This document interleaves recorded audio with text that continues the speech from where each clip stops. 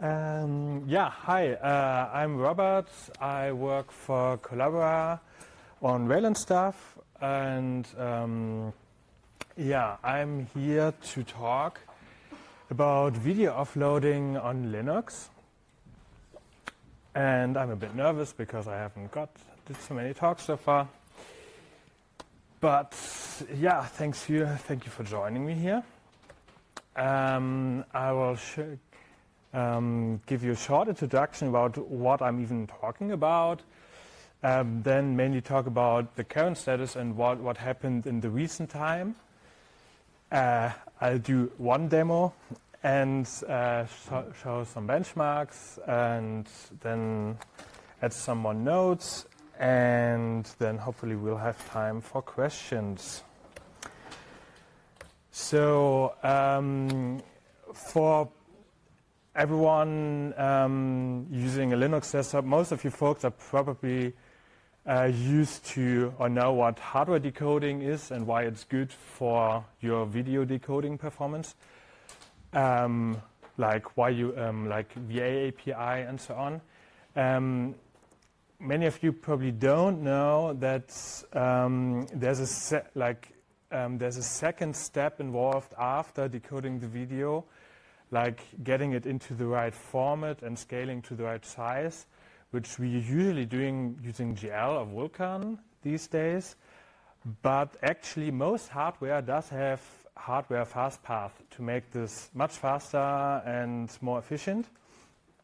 And this is usually in the display controller. They often can also rotate and so on. And you would like to use them to get the maximum performance, actually. And as you already maybe hear from the name, display controller, this one sits at the very end of the rendering pipeline. It's like after your app, after the compositor, at the very end before the buffer goes to the screen. And this is normally not quite much used on the Linux desktop. So what do we do in the embedded world?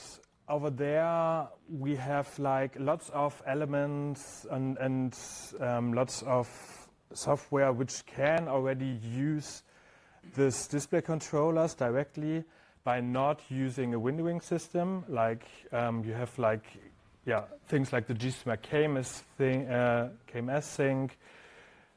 All kinds of apps have custom backends to use the KMS/DRM/GBM APIs of the kernel directly. And on X11, there was an extension to actually make that usable on the desktop. It's called Xvideo. It never really took off, and I jump over that. Now we have Wayland. And this is a picture from 2014, so mid 2014, which I think was the first presentation of showing a Wayland desktop with a windowing system where video was actually offloaded. This is Daniel Stone from Collabora. 10 years ago, we started using things. We started using Wayland and all this video offloading in the embedded world. There is GStreamer elements and MPV backend and so on and so on. But practically, this is still mostly limited to the embedded space. So what happened in the last 10 years is that, as you probably know, Wayland matured a lot on the desktop. Now most people, I hope, are using it now. Apps actually started using hardware acceleration like GL and Vulkan. This only just happened in the last couple of years in many cases. And we got a lot of better kernel APIs. We got things like DMA buff modifiers. Lots of things happened in the over the years. So Now, what happened in the recent time? And especially like in 2023 and also in the last couple of months.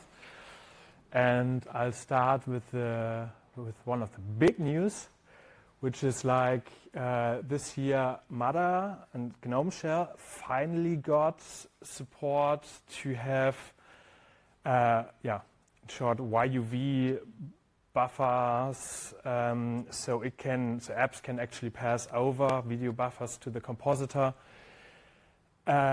which is needed to then have the offloading step. And then GTK4, the GTK4 folks jumped in and made actually use of it and introduced a new widget which allows you to offload content like video to Wayland compositors, and that is landed and it will ship in the upcoming 4.14 release. And we hope to have at least one actual video player out in the wild on Flatpak using that, and also hope that the GTK4 Paintable sync, which is used in a lot of GTK apps, will more or less support that out of the box. Fingers crossed, because it's all getting close now. And this also depended a lot of the GStreamer work that you saw in the previous presentation from Nicolas, the GL work there. So just to give you a short impression how this looks, like you will have a video player and it can put the video into a so-called Wayland subsurface. This is the case where the Big Black Bunny is, or the video is in front of the rest of the content. But you can also have the other case where there's actually content on top of the video, especially subtitles, controls, whatever. And GTK is now able to do that via Wayland, and the Wayland compositor is then possibly can then in many cases offload that directly to the hardware. And I will show you that a little bit later in the demo. Further on, another big development happening in the Wayland world that many are probably not so much aware of is that like Chrome OS is switching to Wayland. They are moving their main browser to use Wayland and also to offer support for Wayland apps. And that means they ported their Wayland backend to support this kind of video offloading, which they previously supported by having Chrome OS using their own private APIs and so on. They are now supporting the stuff using Wayland's APIs, and this is mainly tailored for Chrome OS, of course, but it also works on it can be made to work on all other Wayland compositors. And we have experimental patches for that, and we hope that these will find their way upstream in the very in the near future. Point here is we have GTK4, a toolkit. We have Chrome, a browser, which support this already. Shortly about compositors. By now, like FOSDEM, as a more embedded focused compositor, has been supporting most of this for a long time, quite well. But now we have Mother supporting video offloading in full screen cases already. Kwin just landed support for at least one such video format, NV12, which is the most common one. Just landed a couple of weeks ago and will apparently ship in Plasma 6. I haven't tested that yet. It will probably also be limited to full screen only, but it's there now. So both big desktops are covered. And on the WL roots front, Sway is very actively working on getting better hardware plane support, so you can actually have the stacking of overlay over video. However, just landed support for the most important APIs. That doesn't mean that all WL roots-based compositors will support it automatically. Like especially those with their custom 3D engines like Wayfire, Hyperland, and so on, will either have to adopt these APIs or will have to do their own stuff. So in the WL roots world, it's a bit mixed between very well supported and not at all. But yeah, the big desktop environments are there. The biggest thing missing on the video offload side in the Wayland world is we don't yet have a proper protocol for the color representation, which is needed, like for example, for HDR10 or for 10-bit video content. You often use a color space. I hope I use the right word now, which is called BT 2020, and we don't have a way yet to from clients to tell compositors now that you want this, but it's in development for quite a while and will hopefully land in the not so distant future. But this is one of the big missing part, and it's kind of related to the color management protocol, which is generally the big Wayland protocol needed for HDR stuff in general, which has a lot more things there. But all these stuff are coming into place. Maybe at least from the protocol side, we'll have everything this year. So, short conclusion on this part. Most desktops have at least basic support for graphics offloading now. And there's lots of developments in many places involved. Not everything is already supported, but it's a good moment like to make your app or framework, toolkit, whatever, maybe look into this and adopt it. Because then we can make things happen and get faster video playback. So just because I'm so confident that everything works, I even show you a live demo now. Even though it's very small and I have no idea how much you will see.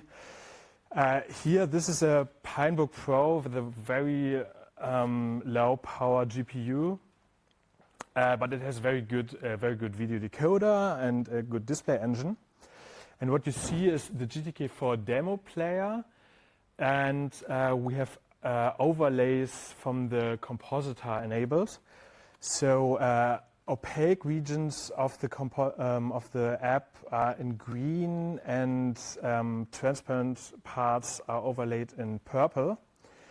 And what I quickly wanted to show you is, like in this case here, the video is now behind the actual GTK window, and the GTK window just has punched some holes, so you can see through it. And the cool thing is, if I move it around, now it's offloaded because it works. And now if I go here, we have rounded corners. GTK4 detects that it can't offload things to Wayland and transparently changes to rendering itself. So you can easily implement this, or these things work. Pixel on every frame is perfect. And this is running Mada, and I make it quick now. if I start the demo, and as soon as the videos disappear, you now see the overlay disappear, the video plays. This is now on a hardware plane with hardware scaling on Mother, highly efficiently. It works, in short.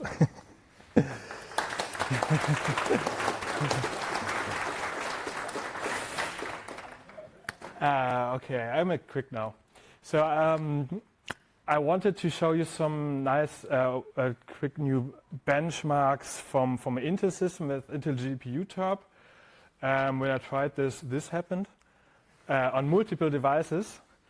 And I wanted to include it here. It means that the offloading works, but there's some bug somewhere in the stack outside. And the reason why I want to show it to you,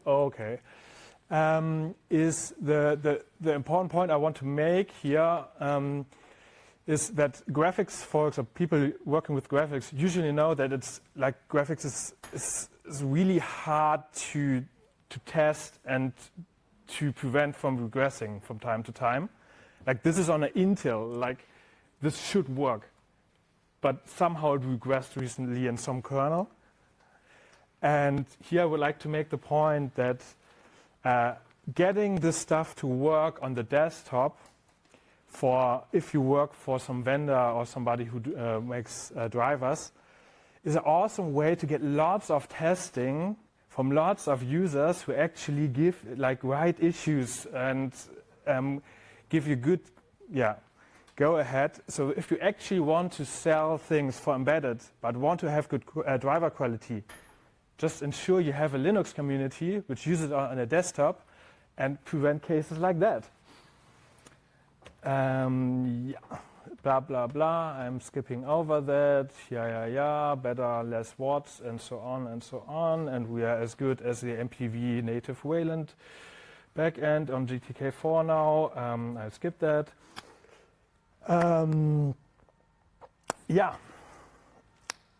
It has video offloading has significant advantages for battery life, for resource consumption on the desktop as well as on embedded. And you can implement this. We have all the technology now to implement this in proper toolkits or complex apps like Chromium, and it's worth it. Let's do it.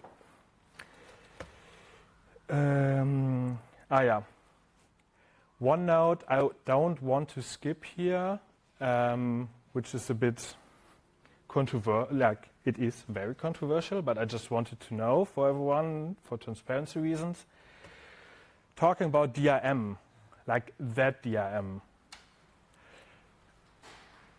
As you know, or if you just...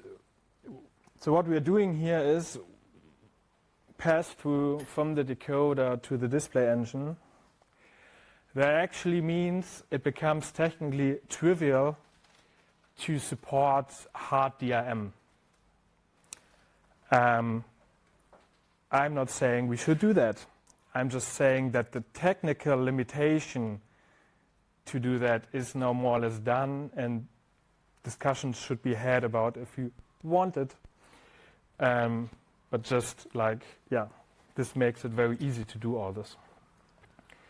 On the more positive side, we have experimental patches for various things to make it work, also with real V4L2 decoders. No, I'll skip that. NVIDIA just added in the new beta driver a couple of days ago, added support for something in that direction. I'm not sure if it's GL, if it's Vulkan, if it's both, but even the proprietary NVIDIA driver seems to be on board. It's both. Nice. It's both. Somebody just said. Questions? Hiya.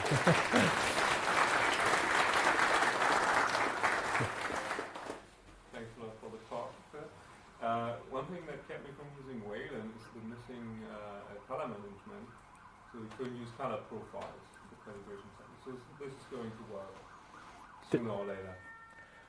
Yeah, the question was, or the statement was that one thing preventing people from using Wayland is missing color management, and yeah, there's a lot of active work and a bunch of companies involved who are very, very actively working on that.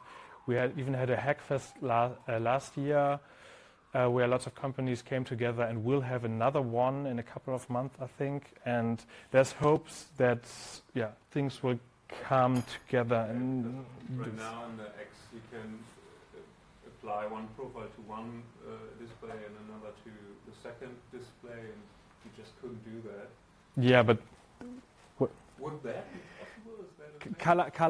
color, big discussions can't handle that in here. A bit of too much off topic. Yeah.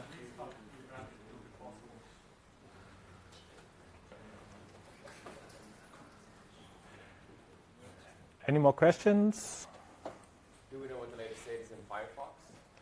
Because you mentioned Chromium, and I know you were also kind of involved in Firefox.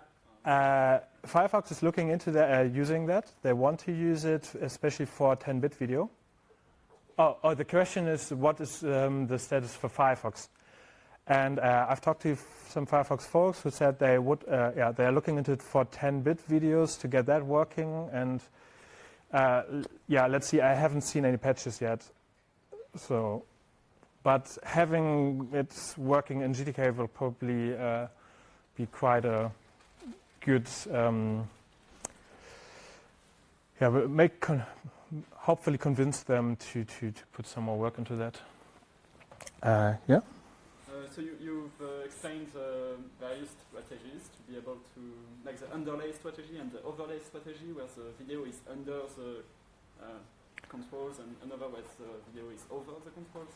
So do you always pick the underlay strategy in GTK, or do you, because some hardware only supports underlays and some other platforms only support overlays? So how do you choose in GTK? Do you always do underlay for now, or? So if there are controls, do you switch to underlay and otherwise do overlay or something?